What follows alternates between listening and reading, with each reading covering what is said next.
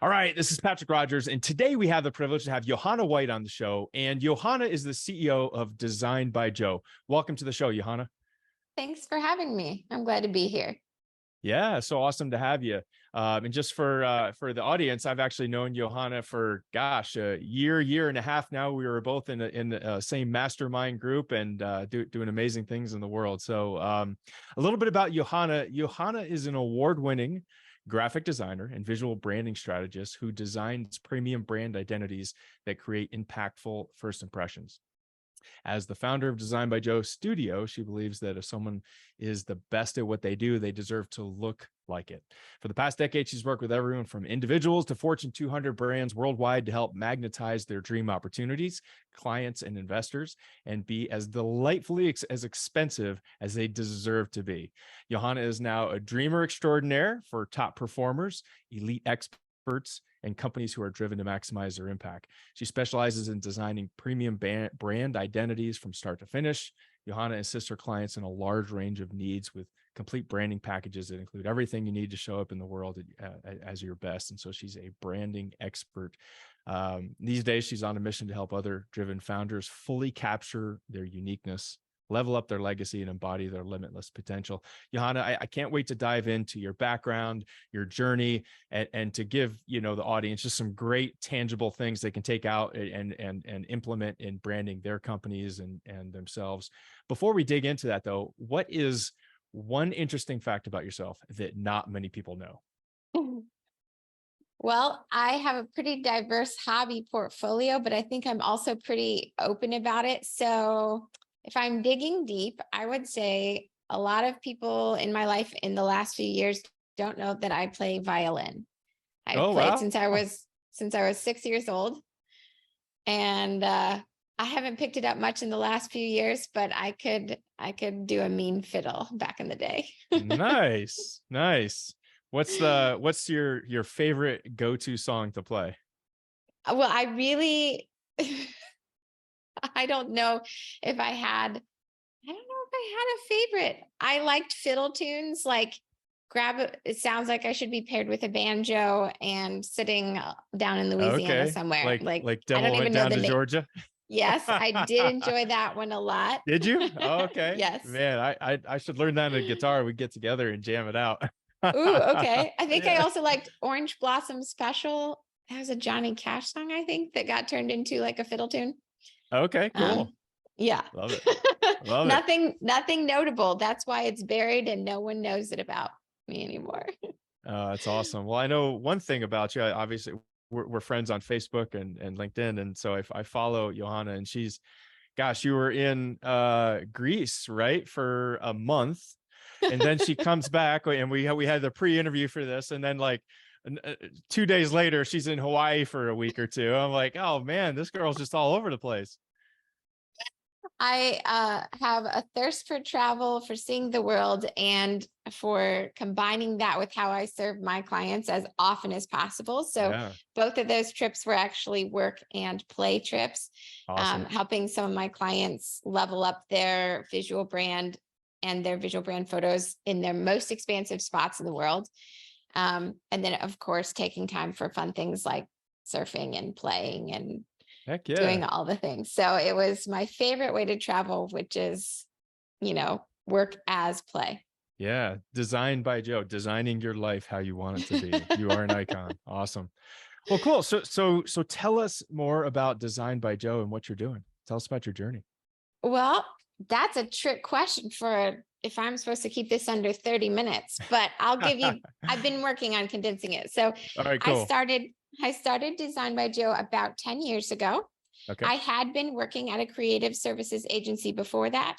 So I was already in branding to a small extent, but it was Yeah. very unfulfilling. I knew I wasn't helping clients on a very high level, and it was just a really poor work environment, which I know a lot of CEOs see that and work to solve that. So, Right.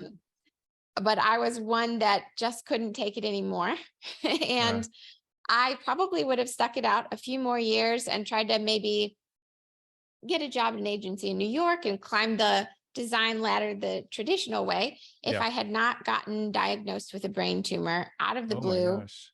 which turned my life upside down, kicked me in the pants, and basically helped me realize that life is uncertain. We cling to certainty. We make many of our business and life decisions based on totally risk avoidance and certainty. And I had done that my whole life. I'd made all the best choices. And suddenly this was just thrust upon me. And I realized I didn't have as much control as I thought I did. Type A control freaks. Anyone raise your hand? Right. Yeah. Guilty.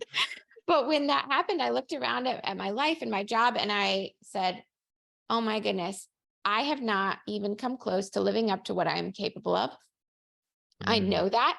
And I don't know if I'm going to live or die. The doctors don't know if I've got, 6 weeks, 6 months, 6 years. They don't, everything was uncertain, but I do know that I am not going out like this.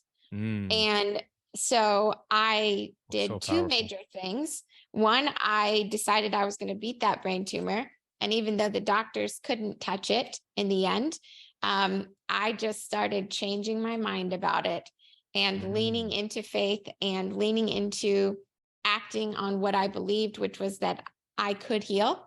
And I went from partially paralyzed and choking and collapsed vocal cords to fully functioning 100% health again.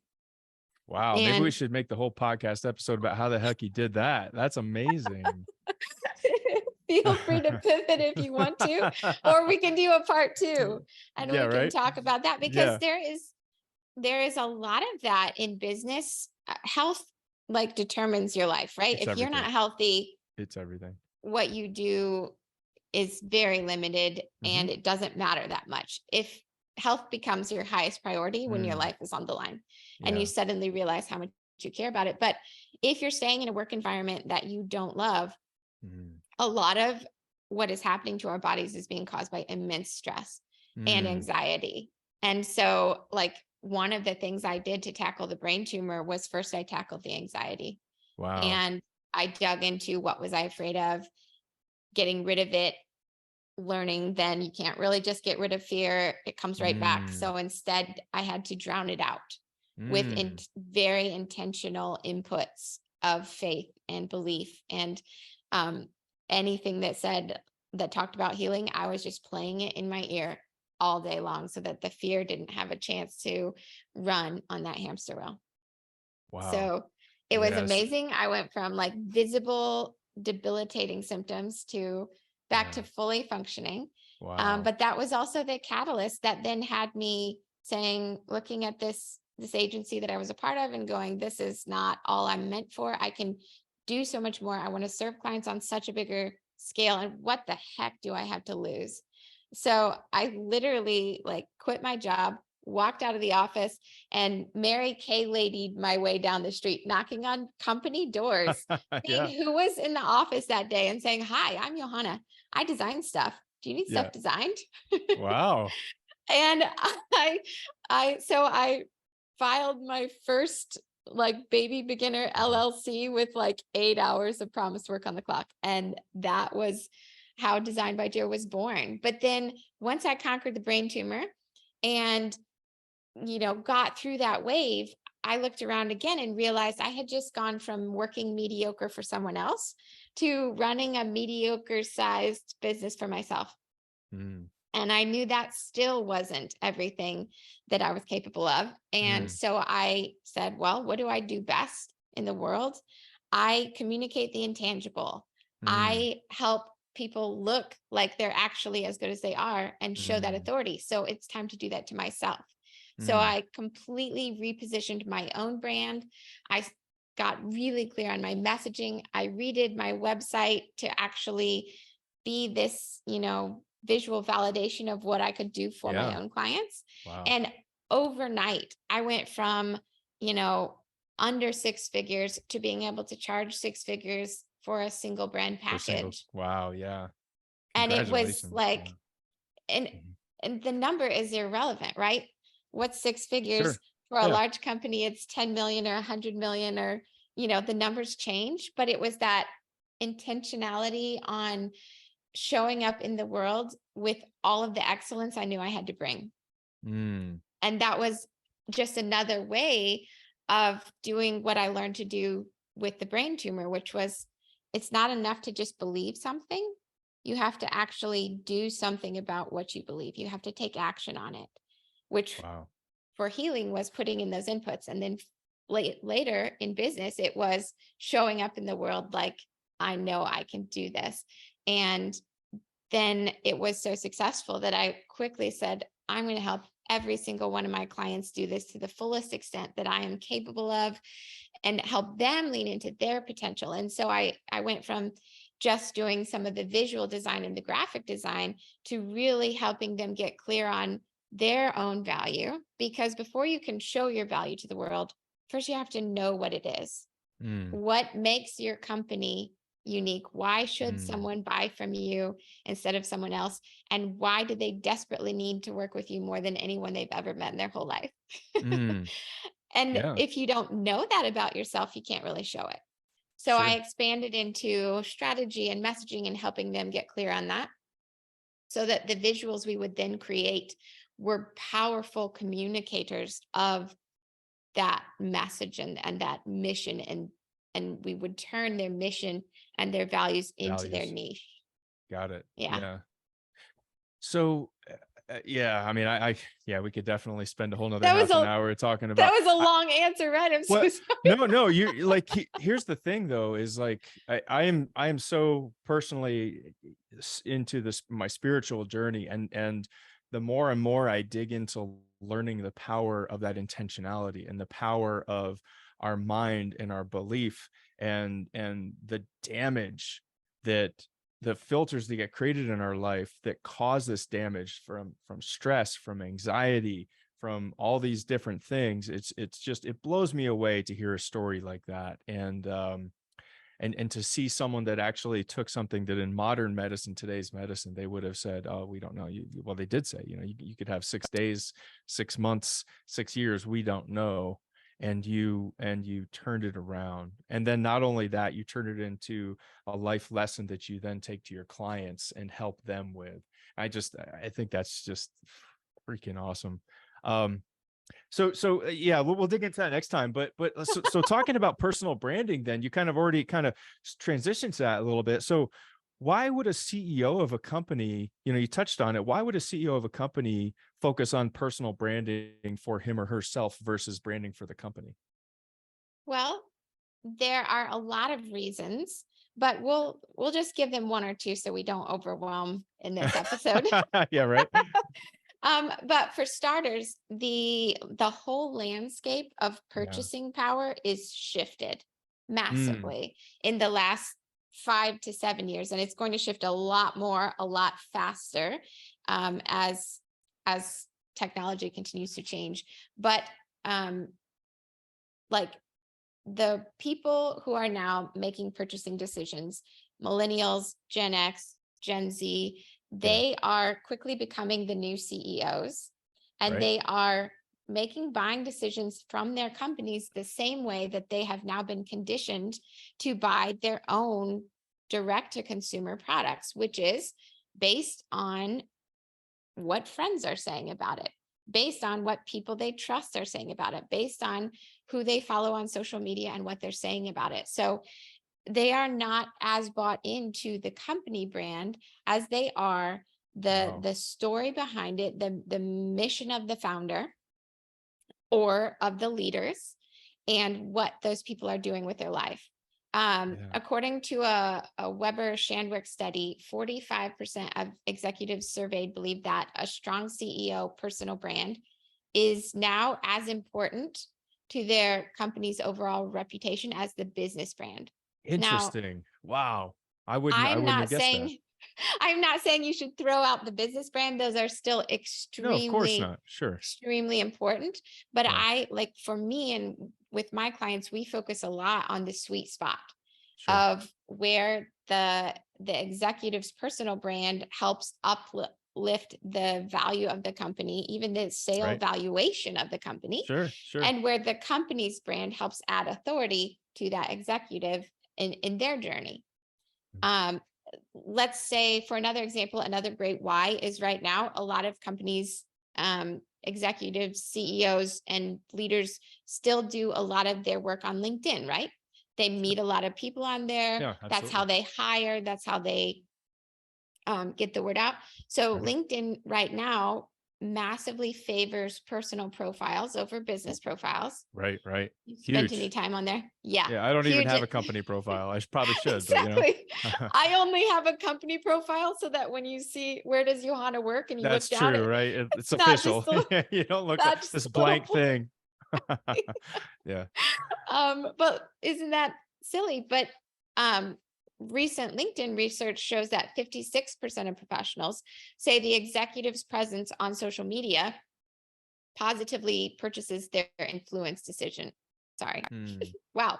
Influences their purchasing decisions. Thank Yeah. you. Thank you. Totally makes See? sense. Yeah. And they're more likely to recommend companies to other companies Hmm. if they follow Hmm. that executive on social media. Got it. So um, companies are starting to realize how much this matters Yeah. and put more into their team members. And then Sure. outside of that, like maybe you intend as an executive to work at one company for your whole life, maybe you don't. And so if your career is going to shift from one company to another, are you able to take your reputation with you? Or are you starting over?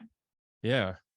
So what kind of things does a, let's say, a CEO of a company, um, let's say there's 25 people in the company or 50 people, maybe 100, whatever that is. What kind of things does that, when you say talk about branding, what kind of things does that CEO focus on for branding in comparison to branding for the company? I would say they focus on getting clear on their own values, their Mm, message, the like who they personal are in life. values. Yep. Okay. Yeah. And showing that Mm, through what they post, through what they share, through what they talk about, through how they show up. Um, I was just at a mastermind where uh, they were joking about this interaction they had with Kanye West when he was on a talk show and he was uh-huh. sitting there waiting for the show to start. And someone called him and he picks up the phone and he's like, yeah, I'm doing, well, yeah, because I'm dope and I live a dope life. And that's why I'm doing it. And he hung up the phone. And so they were jokingly telling us like one of the best ways to communicate your value is live a dope life and Live share a it. dope life and share your dope life. I And love it. so when you see that that person, in that high level of leadership is more than just a suit, they Yeah. are a set of values, they are character qualities, then you begin to trust them and their organization more. And so, yes, live a dope life, share it with the world. That's one way they can start.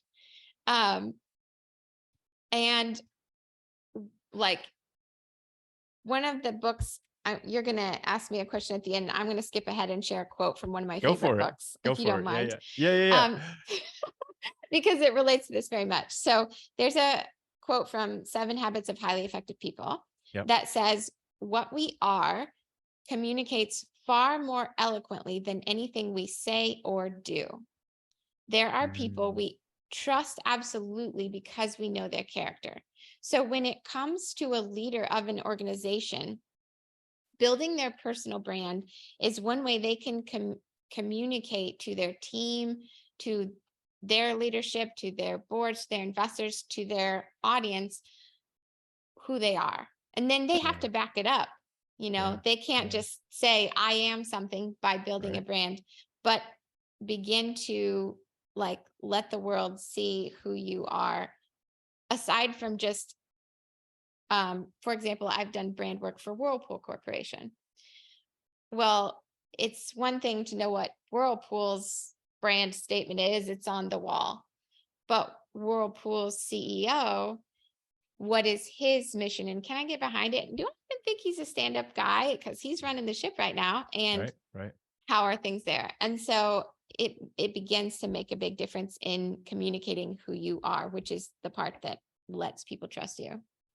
Yeah, I mean, it's very interesting if you look at the companies that have had significant failures, their CEOs, a lot of times there was an integrity or values issue that clashed, or executives, right? And so what you're saying absolutely makes sense. Yeah. Very cool. So if I was a CEO and wanted to start looking at how to brand myself, where's the first place that I would start? What's the how, yeah, let's just start there. Like, what's the first thing Where I would do? And then, yeah, where would you start building the personal brand? yeah, Yeah, great question. Well, first, I think oh, you would want to sit down with someone who is really great at it like because yourself. I'm not going to toot my own horn. I'll toot it Anyone for you. It's who's, all good. thanks, Patrick. Because this is not something you necessarily should be an expert in. You are an expert in leading the organization you are hired to lead. But a lot of people think that because they are great at that, they need to know automatically how to do everything about branding, especially with the word personal in it. Yeah. So, step one is sit down with someone who can help capture your vision Mm, for your own future and for the future of the company you're working for. mm, And I would start to dive into um, first, let's ask, like, what are the organizations, what's lacking? Where mm. could you stepping up in your personal brand boost the ROI of this company? And Got then it. we would say, what are your personal goals? Let's get a roadmap for what you want to do in your life. Do you feel like you could add a lot of value to your company in thought leadership, maybe in speaking more at events, or maybe you have something on your heart about this spiritual journey you're going through and you want to write a book, Yeah. but Okay. you've kind of stuffed those parts of you down because you didn't feel like they fit into your role in the organization, and you didn't want to be the person out going your own way and stealing the limelight or any of those things. But so first, step one is get clear on what your goals are and what's missing, both you and the Mm, company that you're leading. Because until you know where you are, you can't draw the map to where you're going. mm. And until you know where you want to go, you can know where you are and then just wander off in random Yeah. directions. And It's like the Cheshire Cat from Alice in Wonderland, right? yes.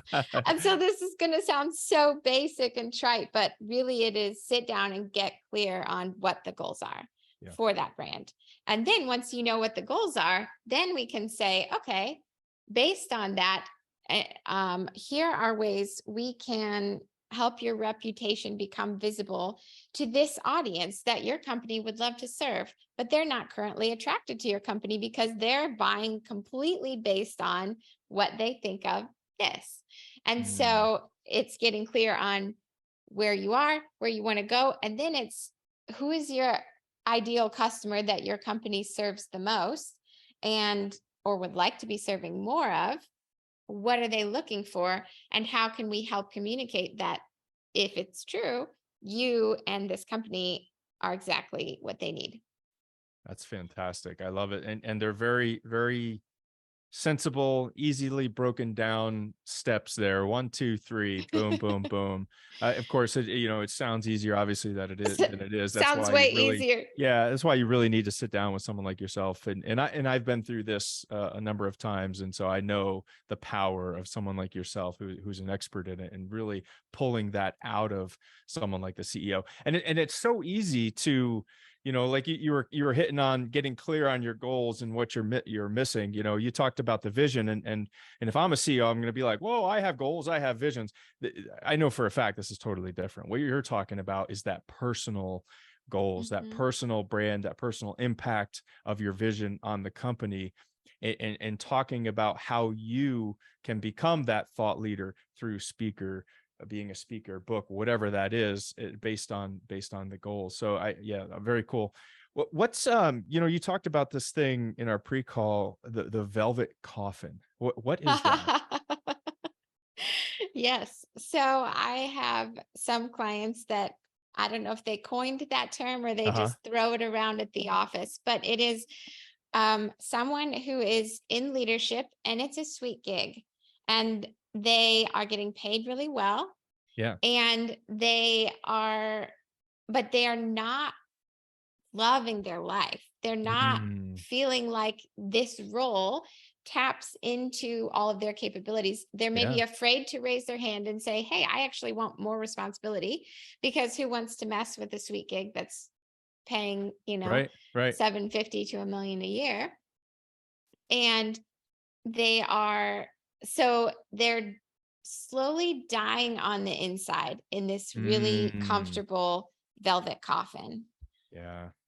Y- I just wanted to piggyback on what you're saying. There's so many CEOs that they get to a certain size, maybe it's 5 million, maybe it's 10 million, whatever that is.